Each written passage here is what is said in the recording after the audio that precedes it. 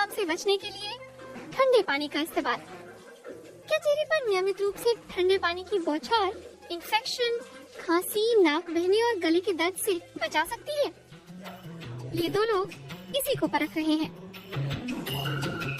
सबसे पहले ये लोग अपनी लार का सैंपल देते हैं। हमारी थूक में एक एंटीबॉडी होती है जिसे इम्यून ग्लोबुलिन ए या IgA कहते हैं। पसीने और आंसुओं में भी IgA पाया जाता है और ये हमारे इम्यून सिस्टम में अहम भूमिका निभाता है। इसके बाद शुरू होती है थेरेपी। हर रोज कम से कम 3 बार माथे और गालों पर वे ठंडा पानी डालते हैं। वे 1 हफ्ते तक ऐसा करते हैं। बहुत से वायरस सांस के जरिए हमारे अंदर जाते हैं। अगर शरीर की एंटीबॉडी उनसे लड़ने में नाकाम होती है तो फिर वे नाक, गले और सांस की नलियों की म्यूकस मेम्ब्रेन में अपना घर बना लेते हैं। वायरस इस झिल्ली को संक्रमित करे उससे पहले ही IgA उनसे चिपक जाते हैं। लेकिन IgA तभी ठीक से काम कर पाता है अगर शरीर में पर्याप्त श्वेत रक्त कोशिकाएं हों। टेस्ट में हिस्सा ले रहे लोग अपनी जीभ पर भी ब्रश करते हैं ताकि रक्त का प्रवाह बढ़ा सकें। 1 हफ्ते बाद उनकी IgA वैल्यू में 25% की बढ़त देखी गई। ये महत्वपूर्ण है क्योंकि खासकर सर्दियों में वायरस शरीर में भोजन की नलियों के जरिए प्रवेश करते हैं और हमारे पास बहुत से वायरल रोगाणुओं से निपटने की दवाएं नहीं हैं। इसीलिए जरूरी है कि हमारा इम्यून सिस्टम मजबूत हो ताकि वह इन्फेक्शन को रोक सके। अच्छे रक्त प्रवाह के कारण म्यूकस मेम्ब्रेन का इम्यून सिस्टम मजबूत हो जाता है। ठंडे पानी से नसें सिकुड़ जाती हैं।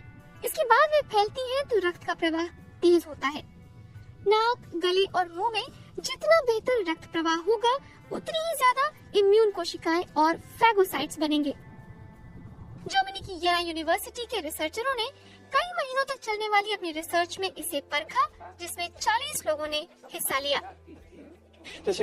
हमारी स्टडी बताती है कि इम्यून सिस्टम को हाइड्रोथेरेपी और ठंडे पानी के इस्तेमाल से बेहतर बनाया जा सकता है।